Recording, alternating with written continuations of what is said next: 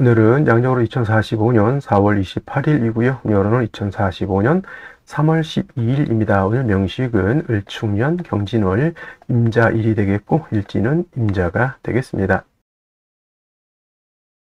자, 사주팔자를 분석함에 있어 제일 중요한 것 일주의 천간, 즉 일간이 가장 중요하다라고 하는 것, 일간과 다음으로 중요한 것은 월주의 지지를 말하죠. 월령이라고 합니다. 월령, 월지라고도 하고요. 원이라고도 이렇게 표현을 하는데 일간과 월령 가장 중요한 글자가 되겠습니다. 오늘 일간 임이라고 하는 천간이 일간이 되겠습니다. 임이라고 하는 천간 10개의 천간 중에서 9번째 천간이 되겠고요. 임이라고 하는 천간 5행으로 구분하게 되면 수가 됩니다. 임수가 되는 것이죠. 자, 목화 토금수라고 하는 것, 목이라고 하는 것은 나무가 되는 것이고 그 다음에 화라고 하는 것은 불, 토라고 하는 것은 흙, 금이라고 하는 것은 쇠, 그 다음에 수라고 하는 것은 물이죠. 물인데 눈으로 봤을 때는 현상학적으로 물상으로 봤을 때는 물로 보지만은 기운으로 봤을 때는 냉기죠. 냉기, 차가운 한기를 말하는데 좀 오싹하네. 이거는 금의 기운은 숙살 기운을 말하는 것이고 수가 말하는 냉기, 한기라고 하는 것은 유튜브 같은 데 이렇게 보게 되면 사람이 진짜 실질적으로 사는데 어느 정도 온도냐면 영하 72도에서도 사람이 살고 있는 곳이 있습니다. 이렇게 혹한의 차가운 기운을 갖다가 수라고 하고요. 천하를 다 얼게 만들어 버리는 그러한 기운이 바로 수의 기운이다라고 볼 수가 있습니다. 천간으로 수라고 하는 것, 이러한 기운, 임수, 계수가 수가 되는 것인데 계절로 봤을 때 이렇게 냉기, 한기가 강한 계절은 바로 겨울이 되는 것이죠. 천간으로는 임수, 계수가 겨울이라고 보면 지지로는 해월, 자월, 축월이라고 하는 북방이 바로 수가 왕한 수왕절이면서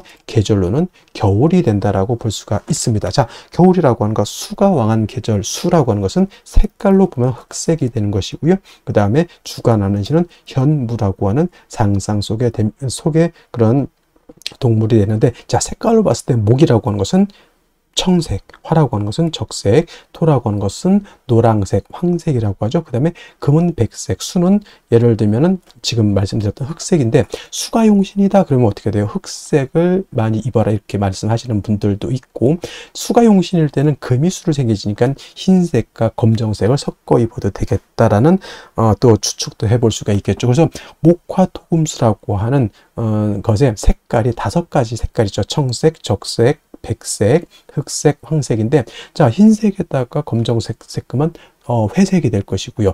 파랑색에다가 빨간색 넣으면 보라색이 될 것이고요. 여러 가지 색의 조합이 나오죠. 그래서 목화토금수의 색은 그냥 단일하게 5가지 색깔이 아니라 서로가 이렇게 섞이게 되면 무한한 색깔을 나타낼 수 있다. 그래서 색의 삼원색, 빛의 삼원색이 있듯이 그 3가지 색깔이 어떻게 조화를 이루느냐에 따라서 모든 색깔을 만들어낼 수 있듯이 여러분들 목화토금수 색깔 5가지밖에 없네요 이렇게 생각하시면은 조금 시야가 좀 좁으신 거고요. 목화토금수 색깔을 갖다가 여러 가지 다각도로 활용하시는 것도 하나의 방법이다 이렇게 보시면 좋겠습니다. 또 오상이라고 하는 인의 예지신으로 이렇게 봤을 때 목이라고 하는 것은 인자함, 인을 뜻한다라고 그랬고요. 금이라고 하는 것은 의로움, 의를 뜻한다고 했고, 화는 예절, 빛이 있고 밝음이 있을 때 예절이 돋보인다라고 하는 개념으로서 화는 예절, 토라고 하는 것은 절대 움직이지 않고 믿음, 그죠? 항상 그 자리에 그 상태에서 우리를 포옹해주고 우리를 안아줄 것이라고 하는 그런 믿음이 있는 것이 토가 되는 것이고, 수라고 하는 것은 지혜를 뜻하죠. 물이라고 하는 것은 특정한 형태가 없습니다. 동그란 곳에 넣으면 동그래지고 그 다음에 네모난 틀에 넣으면 네모래지는 것이 수고요. 수라고 하는 것은 항상 위에서 아래로 흐르게 되어 있고, 물론 전기를 위해서 펌프로서 위로 쏘아 올릴 수는 있지만 결국에는 올라가서 무한대로 올라가지 않죠. 어느 순간 올라가게 되면 밑으로 떨어진다라고 하는 것. 그래서 수라고 하는 것은 순리를 따른다라고 하는 개념으로도 우리가 이해할 수가 있고, 물이라고 하는 것은 밑으로 흐를 때 막아버리면 영원히 막히는 것이 아니라 어느 정도 되게 되면 물이라고 하는 것은 좌회해서 갈 수도 있고 우회해서 갈 수도 있고 막아놓은 것을 넘어서 갈 수도 있다라고 하는 것. 그래서 목화토금수 중에서 가장 큰 힘을 가지고 있는 것은 아마도 물이 아닐까. 물의 힘이라고 하는 것은 엄청납니다. 큰 건물을 갖다가 뒤틀리게 만들 수도 있는 것이고, 그 다음에 물난리, 댐이 한번 폭파돼서 물난리가 나면 진짜 남어날 거 없이 다 그렇게 휩쓸고 내려갈 수도 있고, 그 다음에 금광석을 자를 때 금광석이라고 하는 것이 굉장히 단단하잖아요. 금광석. 이거를 자르는 것이 바로 물로 자른다라고 하는 거. 물 가지고 쇠도 자를 수가 있겠고요. 못 자르는 것이 없다 이렇게 합니다. 그래서 물을 고압으로 틀게 되면은 엄청난 파괴력을 가지고 있는 것이 수라고 하는 것. 그래서 수라고 하는 것이 되게 물르고 그냥 뭐 강도가 없을 것 같지만 물이라고 하는 것은 그만큼 강한 힘을 가지고 있다. 그래서 임수일간들이 왕할 때는 대체적으로 사람이 잔잔해 보인다 하더라도 속에는 엄청난 힘과 파워를 가지고 있는 것이 또 수일간, 특히나 임수일간이 왕할 때는 그러한 특성을 가지고 있다라고 하는 것을 꼭 명심해 두시기 바랍니다. 또 이 수라고 하는 오행을 다시 두 가지로 구분해 볼 수가 있겠죠. 음과 양으로 구분해 볼 수가 있는데, 자, 음과 양으로 구분할 때 음양이라고 하는 것은 서로 대조되고 상대되는 것이지만은 누차에 걸쳐 강조하지만 음은 양이 없으면 존재할 수 없는 것이고요. 양은 또 음이 없으면 존재할 수 없습니다. 음이 여자라고 봤을 때 양은 남자죠. 여자는 남자 없이 존립할 수가 없겠고, 남자 역시 음이 없으면 존립할 수가 없습니다. 착함이 있어야 악함이 있는 것이고요. 악함이 있어야 선함이 돋보이는 것이다. 밤이 있어야 낮이 있는 것이고, 낮이 있어야 밤이 있는 것이다. 이렇게 생각하시면 되겠죠. 그래서 수라고 하는 것은 양수가 있고 음수가 있는데, 오늘 공부하게 되는 임수는 양수가 되는 것이고, 내일 공부하게 되는 음수인 어떤 수가 있습니까? 개수가 있죠. 개수는 같은 수라 하더라도 음의 기운을 가지고 있는 수가 되겠습니다. 그래서 같은 오행수라 하더라도 개수는 음의 기운, 그 다음에 양수는 임수는 양의 기운을 가지고 있는데, 양수는 우리가 물상의 비유를 하게 되면 대해수라고 해서 바다라든가 강호수 같은 것에 우리가 비유를 많이 하죠. 물 중에서 가장 큰 물이 어떤 거예요? 바다죠. 그 다음에 강 또는 뭐 호수 같은 거. 호수, 외국에 있는 호수 중에는 우리나라 한반도 정도의 크기가 되는 호수도 있다고 합니다. 거의 뭐 수평선을 볼 수 있는 호수죠. 그런 경우 우리는 뭐 백운호수 뭐 이런 호수인데 돌 던지면 건너갈 것 같은 정도, 뭐 그 정도는 솔직히 우리 그 비유를 하자면 그 정도는 호수라기보다는 개수에 가깝죠. 개수. 임수라고 하는 개념, 그렇게 방대하고 큰 개념의 물이다라고 봤을 때, 음수인 개수는 작은 물입니다. 우로수라고 하죠. 하늘에서 내리는 비라든가 이슬 같은 개념, 옹달샘 같은 개념으로도 볼 수가 있겠고, 사람이 먹을 수 있는 음용수 같은 개념, 그 다음에 하늘의 치성을 드릴 때 쓰는 정화수 같은 개념, 캐톨릭에서 뭐 할 때 쓰는 성수 같은 개념으로 볼 수가 있습니다. 그래서 개수라고 하는 것은 작고 맑고 깨끗한 물이다라고 봤을 때, 그렇다고 임수가 더럽냐? 그런 건 아니고요. 임수는 개수에 비해서 방대하고 큰 물이다라고 이렇게 봤을 때, 임수는 큰 물이기 때문에 그냥 잔잔했을 때는 상관이 없겠지만, 신왕하게 되면, 임수가 왕해지게 되면 어떤 성질? 충분지성이라고 해서 임수는 큰 물이 요동을 치게 되면 물이 범람할 우려가 있게 됩니다. 바다로 치면 쓰나미가 일거나 큰 해일이 일어서 엄청난 피해를 일으키는 것 같고, 강, 호수 같은 경우에는 물이 많아지게 되면 뚝을 무너뜨리고 범람하죠. 주변에 있는 뭐 밭이라든가 집이라든가 축사라든가 완전 쑥대의 밭을 만들어 버립니다. 그래서 임수라고 하는 것이 왕할 때는 이 충분한 성질, 물이 범람하고자 하는 이러한 성질을 갖다가 쓰나미, 해일이 일어나는 이러한 엄청난 힘을 갖다가 조절시켜주는, 적절히 억제시켜주는 것이 필요하겠죠. 이것이 바로 뭐다? 무토라고 하는 것이 있어서 임수를 갖다가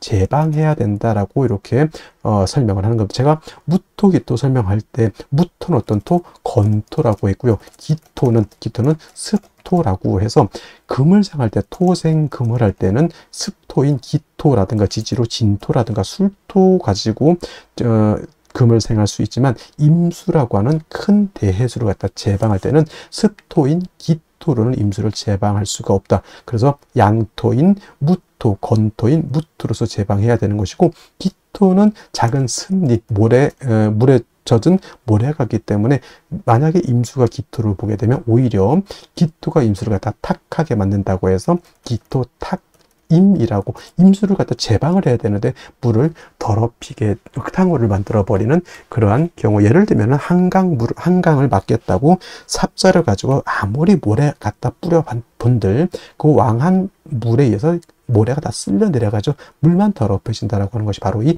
기토탁임이라고 하는 겁니다. 그래서 임수가 왕할 때는 무토로서 임수를 제방하게 되고 그 다음에 병화로서 조후해야 된다. 선생님, 병화는 왜 씁니까? 이렇게 말씀을 드린다면, 자, 임수가 지금 무토를 쓸 때는 임수가 신왕할 때 무토를 쓰는 것이죠. 임수가 약한 경우에는 무토를 쓰지 못합니다. 자, 토극수합니다. 토라고 하는 것이 수를 극하죠. 왕한 임수를 무토가 극한다라고 하는 개념은 파극해서 없앤다는 것이 아니라 제방해서 임수의 용도를 만들어준다. 쉽게 말하면 소양강 댐을 만들어서, 댐이 무토가 되겠죠. 그 소양강이라고 하는 물을 가둬서 공업용수, 농업용수, 생활용수로 쓸 수 있게 만들어주는 것이 바로 이 무토인데, 임수가 왕할 때는 토극수하는 것이라 자칫 수다. 물이 많으면 토가 붕괴되는 그러한 현상이 나타날 수 있기 때문에 임수가 왕할 때 무토를 쓸 때는 반드시 병화로서 무토를 갖다가 화생토하면서 화생토에서 토를 도와줘야 되는 필요성이 있겠고요. 또 한 가지 뭐다? 수는 뭐라고 했습니까? 물이지만 기운으로 봤을 때는 냉기, 한기라고 이렇게 말씀을 드렸죠. 물이 많아질수록, 임수가 왕해지면 왕해질수록 물이 많아지는 것도 해당이 되겠지만 기온이 영하 10도, 영하 20도, 더 왕해지면 영하 40도, 영하 50도까지 크게 떨어지면 물도 얼고 나무도 얼고 토도 얼고 다 결빙되게 됩니다. 얼면 용도가 없습니다. 그래서 무토로서 왕한 임수를 이렇게 제방할 때는 병화라고 하는 것으로서 토도 도와줘야 되지만 물이 왕해서 냉기가 심해지면 안 되니까 차가운 그런 기운을 갖다가 따뜻하게 조후해주는 용도로서 무토 병화를 같이 써야 된다라고 하는 것이 핵심 포인트가 되겠고요. 반대로 임수라고 하는 것이 아무리 대수라 하더라도 항상 왕할 수는 없죠. 임수일간이 예를 들어서 4월, 5월, 미월, 진술, 축월 같은 때 태어나거나 인월, 묘월 같은 때 이렇게 태어나게 되면 써드릴까요? 4, 5월, 그 다음에 진술, 축, 묘월은 토가 왕한 계절이니 진술, 축, 미월 같은 경우, 그 다음에 인월은 모광절, 묘월도 모광절, 인묘월 같은 데 태어났을 때는 임술간이 신약이 되죠. 신약이 되죠. 이런 경우 자칫 무토를 쓰게 되면 극설교집이 되거나 해서 임수가 진짜 그때는 파극을 당해서 임수를 못 쓰게 되는 그런 현상이 나타나기 때문에 이러한 경우에는 무토를 쓰는 것이 아니라 인성인 금으로서 금생수 해 주어서 임수의 근원, 수원을 마련해 주는 것이 필요하겠다. 그래서 임수는 왕하면 무토병을 쓰고 임수가 일간이 약하면 금을 쓴다 정도 이렇게 기억해 두시고, 나머지 글자들은 그때그때 필요에 의해서 쓸 수도 있고 안 쓸 수도 있지만은 임수는 왕하면 무토병, 약하면 금, 인성, 경우에 따라서는 경금을 쓰는 경우도 있고 경우에 따라서는 신금을 쓰는 경우도 있겠다. 그러면 뭐에 따라서 달라진다? 월령, 월지에 따라서 차이가 있을 수 있다. 이렇게 기억해 두시면 되겠습니다. 자, 다음으로 월령에 대해서 알아보도록 하겠습니다. 월령이라고도 하고요, 월지라고도 하고 월원이라고도 하는데, 이 월령이 중요한 이유는 이 월지 안에는 계절의 개념을 가지고 있다. 계절이라고 하는 것은 우리가 흔히 추나 추동을 말하는 것인데, 이 월지 안에는 왕쇠와 한열의 개념을 가지고 있다라고 봅니다. 왕쇠라고 하는 것은 일간을 포함해서 어느 오행이 왕하냐 약하냐를 놓고 보는 것이고, 한열이라고 하는 것은 사주 전체가 더우냐 또는 추우냐를 놓고 보는 것인데, 사주라고 하는 거 뭐가 중요하다? 중화됨을 매우 중요하게 여기게 되는데, 이 중화는 무엇이 중화를 이루어야 된다? 왕세와 한열이 중화를 이루어야 된다. 일간이 너무 왕해도 안 되고요. 또는 뭐 재성이라든가 관성이라든가 식상이라든가 또는 인성 또는 이런 것들이 너무 한쪽으로 치우쳐져서는 안 된다라고 하는 것. 그 다음에 한열이라고 하는 것은 사주가 너무 음습하고 너무 춥고 어두워서 안 된다라고 하는 것이고, 반대로 너무 뜨거워서도 안 된다라고 하는 겁니다. 그래서 이 왕세와 한열이 중화를 잘 이룬 사주, 부귀영화를 누릴 사주라고 본다라고 하면, 만약 이 사주가 왕세와 한열이 중화를 이루지 못했다, 비난하고 빈천한 사주가 될 수 있겠다, 이렇게 볼 수가 있는 것인데, 자, 지금 월령은 진월이 되겠습니다. 진월. 절기를 놓고 보게 되면 절기는 청명과 곡우로 이렇게 구분이 되는데, 중요한 것은 청명이 되어야지만 월이 바뀐다라고 하는 겁니다. 즉 묘월에서 진월로 전환이 되려고 하면 청명이 되어야지만 묘월에서 진월로 넘어오게 되고요. 큰 틀로 놓고 보게 되면 인묘진이라고 하는 것은 동방에 속하면서 계절로는 봄이 됩니다. 인월 설명할 때 인월은 초춘이라고 해서 초봄이라고 말씀을 드렸죠.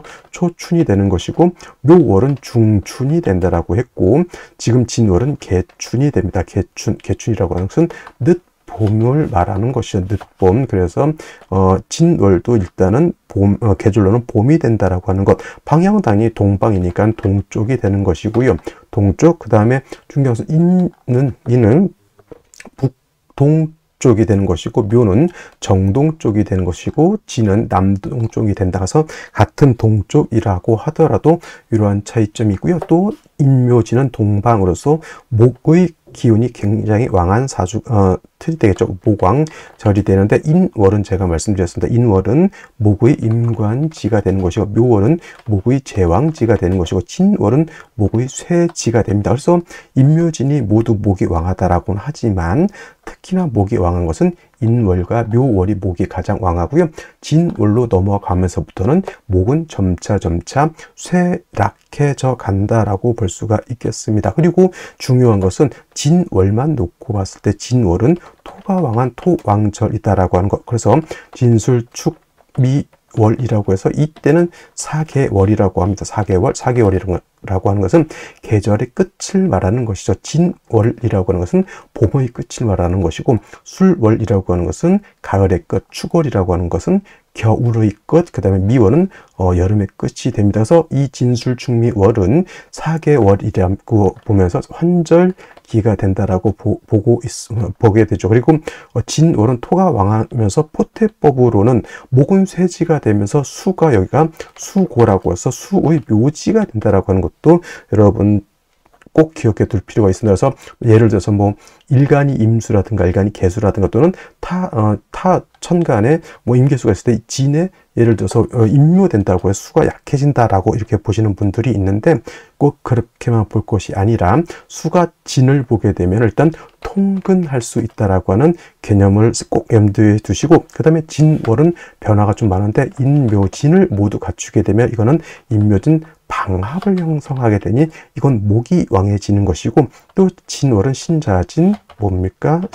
신자진 수국을 형성할 수 있게 되죠. 그래서 지지로 진월에 신자를 봐서 신자진 수국을 형성하게 되면 이때는 또 수가 다시 왕해지는 그런 계절. 그 다음에 또 유금을 보게 되죠. 예를 들면은 유금을 보게 되면 진유 합금을 우리가 볼 수가 있겠죠. 진유 합금. 그래서 지지로 진유 금이 되게 되면 이때는 금이 다시 왕해지는 것이고, 또 지지로 진토 말고도 다른 아까 말씀드렸던 술토라든가 축토라든가 미토를 보게 되면 그야말로 토가 왕해질 수도 있다. 그래서 여러분들 진월은 단지 토가 왕하다라고는 보지 마시고요.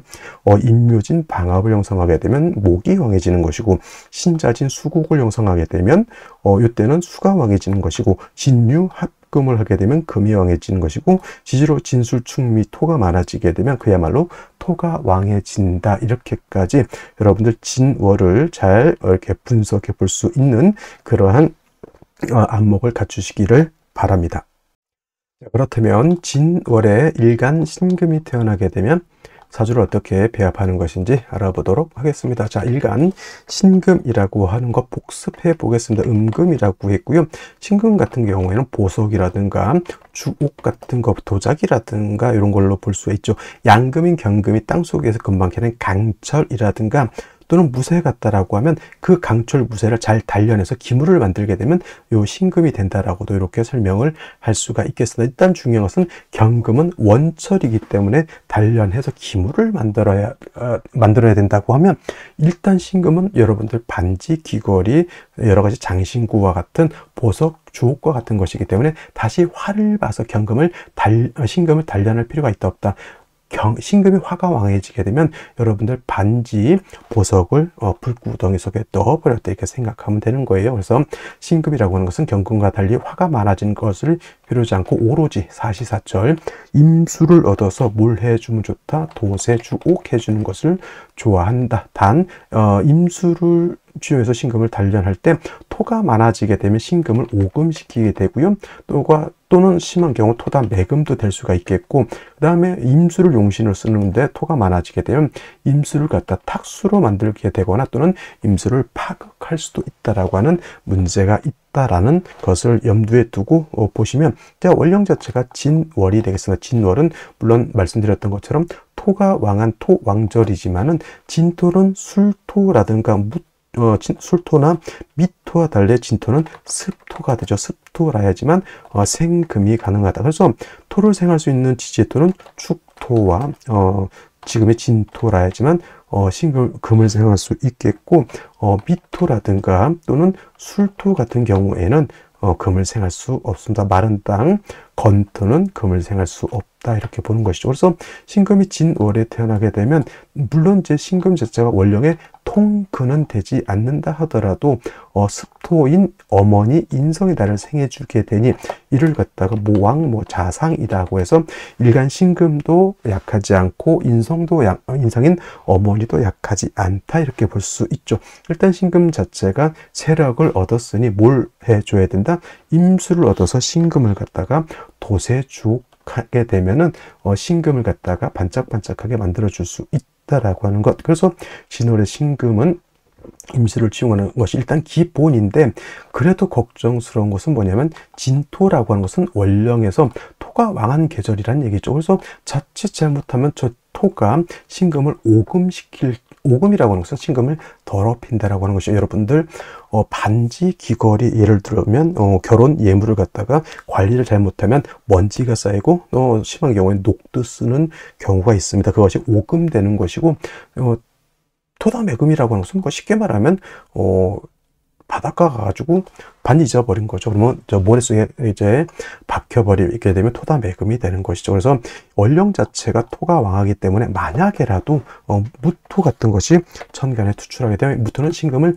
토다매금하는 것이고 임수를 파극하게 되는 것이다라고 하는 문제점. 그 다음에 기토가 투출하게 되면 신금을 오금하는 것이고 기토를 하게 된다. 기토탁임이라고 하죠. 그래서 신금 일간이 진월이 되어서 임수 쓰는 것은 당연지사이지만 그 다음에 신금이라든가 임수가 더럽혀지거나 매금되는 것을 막기 위해서는 간목이라고 하는 것을 얻어서 토를 갖다가 억제시켜 준다라고 하면 토가 신금을 더럽히는 것, 임수를 탁하게 하는 것을 미연에 방지할 수 있겠다 이렇게 볼 수가 있는 겁니다. 그래서 진월의 신금은 임수로서 신금을 도세주옥하고 간목으로서 토를 갖다가 억제시켜 준다라고 하면 진월의 신금이 중화를 이룰 수 있다 이렇게 볼 수 있습니다.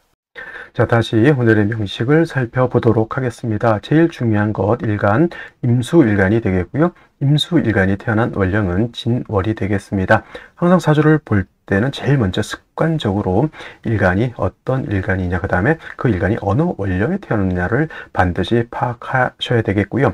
다음으로 세 번째로 중요한 개념, 격국과 용신이라고 하는 개념이 있습니다. 격국이라고 하는 것은 사주의 구성, 사주의 틀을 보는 것으로서 사주 8글자가 어떻게 구성이 돼서 서로 견제와 균형을 어떻게 이루고 있느냐를 보는 것이 격과 국을 본다라고 하면, 용신이라고 하는 개념은 이 사주 8글자 중에서 이 사주를 중화시킬 수 있는 가장 핵심적인 요소를 용신이라고 합니다. 그래서 용신이라고 한 개념은 중화를 시킬 수 있는 핵심적인 키워드가 되는 것인데, 과연 그렇다고 하면 용신은 무엇을 중화시키는 것일까요? 라고 봤을 때 두 가지의 개념이 있습니다. 먼저 왕세라고 하는 개념이 있고요. 두 번째로 한열이라고 하는 개념이 있는데, 왕세는 다른 말로 왕상휴수를 뜻하기도 합니다. 이 왕세, 왕상휴수라고 하는 것은 사주 8글자 중에 있는 오행, 목화토금수라고 하는 오행 중에서 어떤 오행이 왕하고 어떤 오행이 약하냐라고 하는 것을 보는 것이 바로 이 왕세, 왕상휴수인데, 그 중에서도 가장 중요한 것은 바로 또 일간의 왕세가 되겠습니다. 이 일간이라고 하는 것, 이 사주의 주인공과 같은 개념이기 때문에 이 일간 자체가 너무 약하면 사주를 끌고 갈 수 있는 힘이 없게 되는 것이고, 그 다음에 일간이 어느 정도 세력이 있다라고 하면 이 왕한 세력을 적절하게 조절시켜 줄 수 있는 장치가 필요하다라고 보는 겁니다. 그래서 일간이 왕하게 되면 식상, 재성, 관성을 위주로 용신을 취용하는 것이고, 일간이 약하면 약한 일간을 도와야 되는 것이니 인성이라든가 비견겁지를 위주로 용신을 취용할 수 있다, 이렇게 보는 겁니다. 그래서 왕세에서 나오는 용신의 개념을 억부용신이라고 우리가 표현을 하고요. 한열이라고 하는 개념은 이 사주라고 하는 것 안에도 어떤 개념, 시간의 개념과 공간의 개념을 같이 가지고 있습니다. 그래서 이 시간의 개념과 공간의 개념을 가지고 있는데, 그래서 사주라고 하는 것이 여름에 태어나게 되면 원령이 너무 더울 것이고요. 그 다음에 겨울에 태어나게 되면 너무 추울 것입니다. 그래서 사주라고 하는 것도 너무 추워서도 안 되고, 너무 더워서도 안 되고, 그 다음에 너무 건조해서도 안 되고, 너무 습해서도 안 된다. 한난조습이라고 하는 것, 한열이라고 하는 것도 중화가 잘 이루어져야지만 좋은 사주가 될 수 있다라고 보는 겁니다. 그래서 이 한난조습에서 나오는 용신이 바로 이 조후용신 또는 조후용신법이라고 우리가 표현하죠. 그래서 용신이라고 하는 것 대체적으로 한 5가지 정도 있다고 하는데, 그 중에서 억부용신법하고 조후용신법이 가장 대표적인 용신이 될 것이다 라고 보시면 되겠고요. 격국과 용신이라고 하는 개념도 역시나 일간과 원령이라고 하는 토대 위에서 살펴볼 수가 있는데, 자, 일간 임수라고 하는 것은 양수가 될 것이고요. 월지에 있는 진토는 양토가 되겠습니다. 양수가 양토를 봤죠. 양대 양의 관계, 토와 수의 관계는 토극수의 관계가 됩니다. 그래서 임수가 진월에 태어나게 되면 월지에 있는 진토가 일간인 임수인 나를 극한다라고 보죠. 극아자라고 이렇게 표현합니다. 나를 극한다, 관성이 될 것이죠. 관성이라고 하는 것은 나를 극하는 극의 관계이지만, 이 상극의 관계라고 하는 것은 극해서 못 살게 그런 것이 아니라 공생 또는 공존하는 관계가 된다라고 봅니다. 자, 수라고 하는 것은 토가 있어서 수를 제방해 주어야지만 수로서의 활용도가 커지는 것이고, 토라고 하는 것은 물을 받아들여야지만 토가 마르지 않고, 또 물을 받아들여서 택해줘야지만 토로서의 생명력을 가질 수가 있는 겁니다. 그래서 토라고 하는 것은 수를 봤을 때, 수라고 하는 것은 토를 봤을 때 서로 존재감이 드러나는 것이죠. 그래서 극의 관계라고 하는 것을 우리가 흔히 부부 관계라고 보는 것도 바로 여기에 있다, 이렇게 보실 수 있겠습니다. 자, 관성이라고 하는 것은 나를 관리해주고 나를 통제해주고 나를 보호해주는 개념으로서 우리가 흔히 법이라든가 윤리라든가 또는 도덕 같은 개념으로도 보기도 하고요. 또 관성이라고 하는 것이 역작용, 좋지 않게 작용하게 되면은 질병이라든가 적이라든가 또는 적군 같은 개념으로도 우리가 쓰게 됩니다. 또는 뭐 관제, 구설, 송사, 일체, 나를 극해하는 일체를 표현하기도 하죠. 그래서 관성을 다시 2가지로 구분해 본다라고 하면 정관과 편관으로 이렇게 나눠볼 수가 있는데, 정관이라고 하는 것은 발을 정자를 썼습니다. 그래서 이 정관이라고 하는 것은 법, 윤리, 도덕, 여자한테는 남편도 해당이 되고요. 직장도 해당이 될 수가 있겠습니다. 그래서 정관은 개념으로 봤을 때는 법, 윤리, 도덕, 남편, 직장의 개념이 좋은 것이네, 이렇게 볼 수도 있겠고, 편관은 치우친 관성 있잖아요. 그래서 이거를 질병, 도적, 적군, 관제, 구설, 송사 등등으로 봅니다. 그래서 이 또한 많은 분들이 정관은 좋은 것이고 편관은 나쁜 것이다, 이렇게 표현을 하시는 분들이 있는데, 이것도 마찬가지로 항상 일간의 특성에 따라서 달리 봐야 되는 것이고, 무조건 흑백 논리로 정관은 좋고 편관은 나쁘다, 이렇게 나눠서 보시면 안 됩니다. 어떤 일간이냐에 따라서 그 일간은 정관을 좋아할 수도 있고 편관을 좋아할 수도 있습니다. 대표적으로 간목 같은 경우는 경금을 쓰는 것을 좋아하고요. 경금 같은 경우는 정화를 쓰는 것을 좋아합니다. 이간의 특성에 따라서 어떤 관성이 좋으냐가 나눠져야지, 그냥 일간을 도외시 해놓고 정편관 나눠놓고 정관 좋고 편관 나쁘다 이렇게 해서는 안 된다라고 하는 것을 꼭 명심해 두시기 바라고요. 그 다음에 이제 정관이라고 하는 개념, 일간과 관성과의 관계가 음양의 조화가 맞으면 정관이 되겠죠. 양대 음의 관계가 성립이 되거나 또는 음대 양의 관계가 성립이 돼서 음양의 조화가 맞으면 정관이 되는 것이고, 오늘처럼 이렇게 양대 양의 관계, 양수가 양토를 받죠. 또는 반대 음대 음의 관계가 성립이 되면 오늘 음양이 부조화 맞지 않죠. 이거는 편관 또는 칠살이 되겠습니다. 그래서 임수가 진월에 태어나게 되면 편관 격이 될 수도 있고 칠살격이라고 칭할 수도 있다라고 하는 것. 근데 진월이라고 하는 것은 토왕절이죠.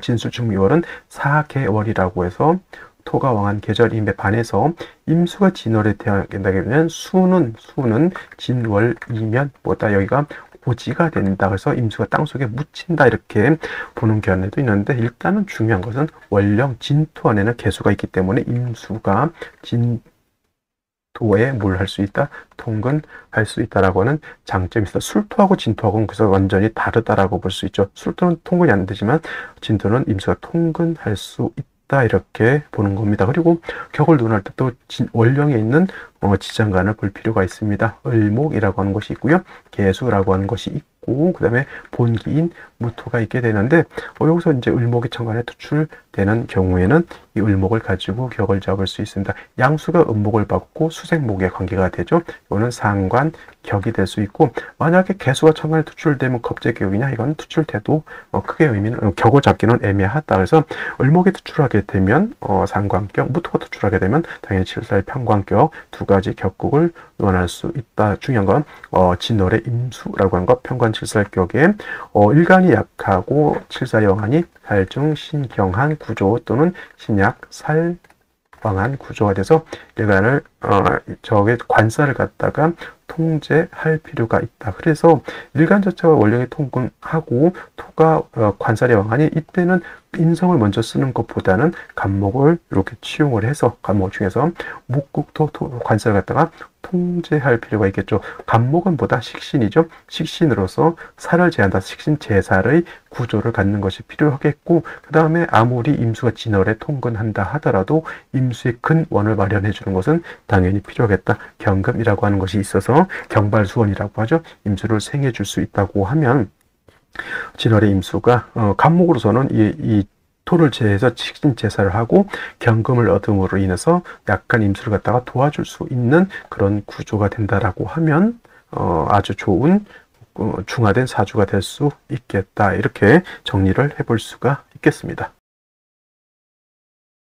자, 먼저 연간 보도록 하겠습니다. 연간 보면 을목이라고 하는 것이 연간에 이렇게 투출되어 있습니다. 자, 이 을목이라고 하는 것은 어디서 왔냐면은 월지에 있는 진중에 있는 지장간이 연간에 이렇게 투출되어 있는 겁니다. 그래서 아무것도 월지 있는 지장간 3개 중에서 아무것도 투출되지 않았다라고 하면 말씀드렸던 것처럼 월령 자체를 가지고 격을 잡기 때문에 편관격 또는 칠살격이 되게 되는데, 만약에 초기만 이렇게 천간에 투출되어 있다라고 하면 이걸 가지고 격을 잡습니다. 그래서 뭐가 되냐면 상관격이 된다라고 말씀을 드렸고, 만약에 생시에서 무신시가 된다라고 이렇게 보면은 진중에 있는 본기가 이렇게 투출되어 있는 거기 때문에 이거는 원한적인 편관격, 칠살격이 된다, 이렇게 볼 수가 있겠습니다. 해서 일단은 이렇게만 보게 되면 월지에 있는 지장의 을목이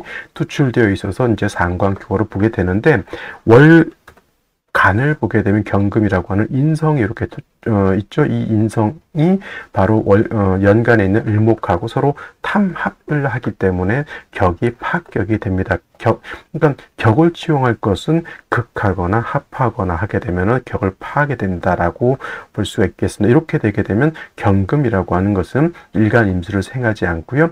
을목이라고 하는 것은 토를 극하지 않는다라고 보시면 되겠고요. 그다음에 연지 보게 되면 또 축토라고 하는 것이 있습니다. 이 축토라고 하는 것 뭐가 되냐면 역시나 얘는 편관이 되고 얘는 정관이죠. 그래서 이걸 관살 혼잡으로 보시는 분들도 있죠. 관살 혼잡이라고 합니다. 정관과 편관이 혼재되어 있다라고 하는 것인데, 이거는 관살 혼잡으로 보지 않고요. 그냥 살중 신경하다. 왜냐하면 일간이 약한 경우에는 관살을 논하지 않는다.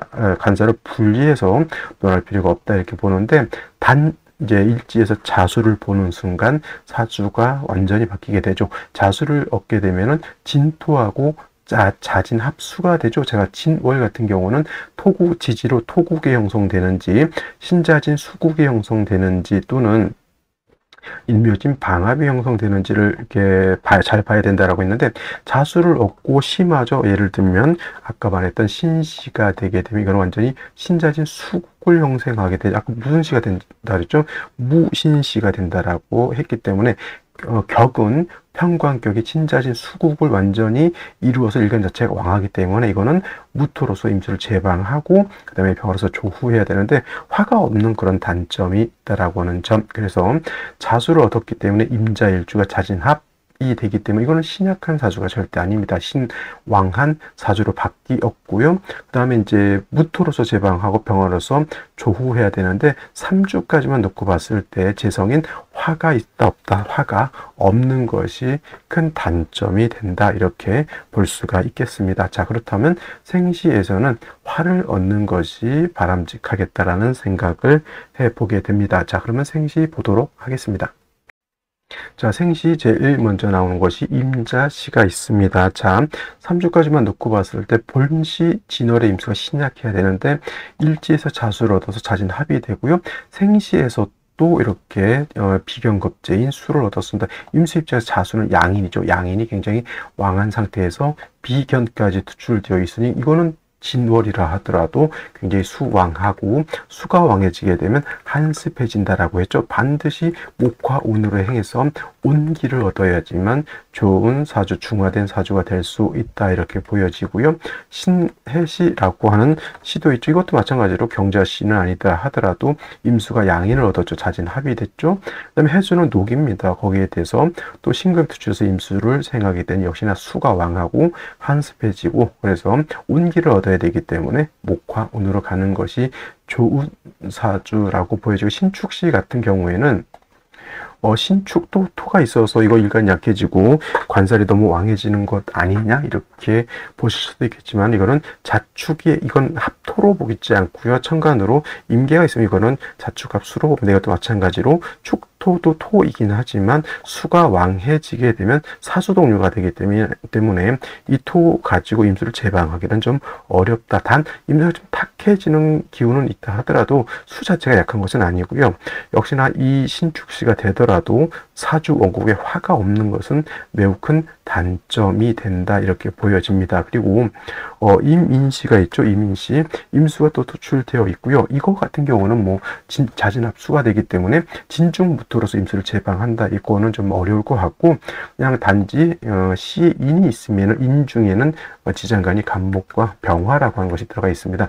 인목으로서 수의 기운을 설하고 인중병화로서 그냥 조후하는 용도라고 보여지는데, 이것도 인목이 있으니까 그나마 그 정도 가능한 건데, 만약에 계묘시였다, 이거는 또 이민시하고 계묘시하고 비슷비슷하고 하지만 큰 차이가 있다, 인중병화가 있다라고 하는 점을 간과해서는 안 될 것 같고요. 그 다음에 갑진시 이렇게 되게 되면 역시나 뭐 자진합이 될 것이고, 간목이 투출해서 수의 기운을 이렇게 설하는 것으로 보는 것은 좋은데, 역시나 수생목하면 뭐합니까? 화가 있어서 생재까지 해야 되는데 이것도 화가 없는 것이 단점이죠. 화운을 만났을 때 조후도 되고, 왕한 일간에 임수의 기운을 간목으로 설해서 화를 생해주는 생재도 된다. 화운을 가장 반긴다, 이렇게 보여지고요.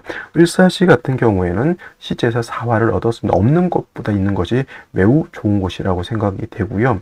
그 다음에 그러니까 이민시는 인중병화를 얻은 것이고 을사시는 사중병화를 얻은 것이고, 본시 좋은 생시는 병오시여야 되는데 이거는 좀 안 좋은 게 좌우충이 된다라고 하는 것으로 봤을 때는 오늘 중에서는 이 병오시를 선택하기는 매우 어렵겠다라는 생각이 듭니다. 정미시 같은 경우는 정화가 뿌리가 없기 때문에 큰 의미는 없다라고 보여지고요.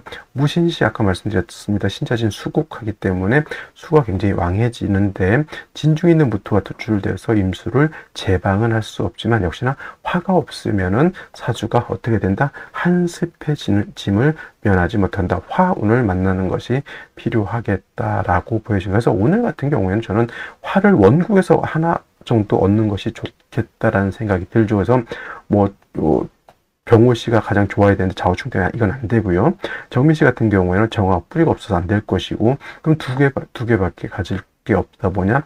을사시 아니면 이민시 정도를 선택할 수밖에 없다, 이렇게 보여집니다. 그러니까 쉽게 말하면 썩 딱히 그렇게 좋은 사주 국세는 아닌 것 같다, 이렇게 생각이 드는 것이죠. 자, 오늘은 여기까지 설명드렸고요. 저는 내일 또 찾아뵙도록 하겠습니다. 감사합니다.